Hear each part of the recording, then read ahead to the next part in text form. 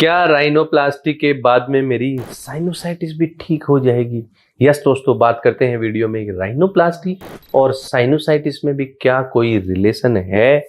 दोस्तों बात करते हैं वीडियो में, बट वीडियो में आगे बढ़ने से पहले दी कि बेल आइकॉन को प्रेस करना है, यूट्यूब चैनल को सब्सक्राइब करना ना भूलें। दोस्तों मैं आपको बताता हूँ कि जैसे बहुत सारे जो पेशेंट होते हैं जिनका नोज विकृत होता है, चाहे वो ट्रॉमा हो, चाहे वो एक्सीडेंट हो, किसी भी कारण से नोज की विकृति के कारण अगर उनको नेजल ब्लॉकेज रहता है, साथ में उन पेशेंट को नाक के अंदर बहुत सारा नेजल डिस्चार्ज भी होता है। ऐसा क्यों होता है मैं आपको बताता हूँ, क्योंकि जो हमारा नोज का, अगर हम जो कुदरत ने हमारे नोज की जो स्ट्रक्चर बनाई है, एनाटोमी है, सो दोस्तों उसमें नाक के बीच में एक पार्टीशन होता है। एंड जो नाक के बीच का जो पार्टीशन है उसमें नाक के दोनों तरफ क्या है, यहाँ पे जो है वो चीक की बोन है, इस बोन है, इसमें क्या है, मधुमक्खी के छत्ते की जैसे एक स्पेस होता है, that we call the sinus system.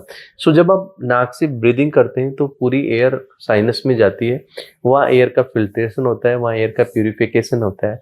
Now so many times जब आपके नाक के अंदर ट्रॉमा होता है, चोट लगी हुई होती है, तो दोस्तों साइनस का सिस्टम बिगड़ जाता है, उसकी फिजियोलॉजी बिगड़ जाती है। वो जो नाक में एयर जानी चाहिए वो नहीं जाती है, बिकॉज आपको जो पार्शियल ब्रीदिंग तो मुंह से हो रही है, पार्शियल नोज से हो रही है। तो वहां पे क्या है, साइनस के अंदर की जो स्किन होती है, जिसको हम म्यूकोजा बोलते हैं, लेयर होती है, वहां पे क्या है, स्वेलिंग आके वहां पे क्या है, फ्लूइड डिस्चार्ज होना स्टार्ट होता है एंड वहां पे इन्फ्लामेशन स्टार्ट होता है, that we call the sinusitis. So ये जो साइनोसाइटिस है, ये उस विकृत नोज के कारण बहुत बार क्या है, 30-40% पेशेंट के अंदर उस विकृति के कारण डेवलप हो जाता है।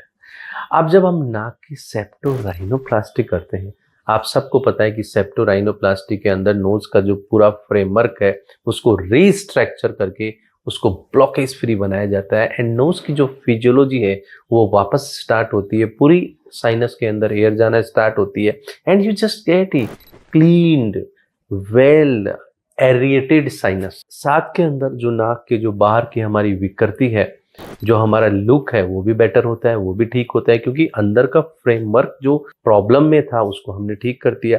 सो जब ये दोनों चीजें दोस्तों ठीक होती हैं तो definitely you relieve in the sinusitis.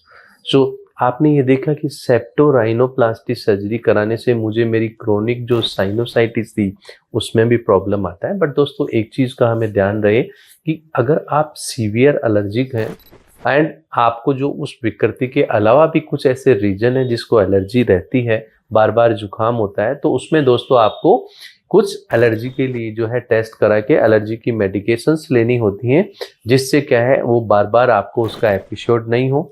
And दूसरा, उसके अंदर जो है कुछ इम्यूनोथेरेपीज भी टेस्ट कराने के बाद लेनी होती है, just to create immunity in your blood, body में उसको फाइट करने के लिए एंटीजन से, जिससे आपको बार बार जो है वो एलर्जी नहीं हो। Thank you.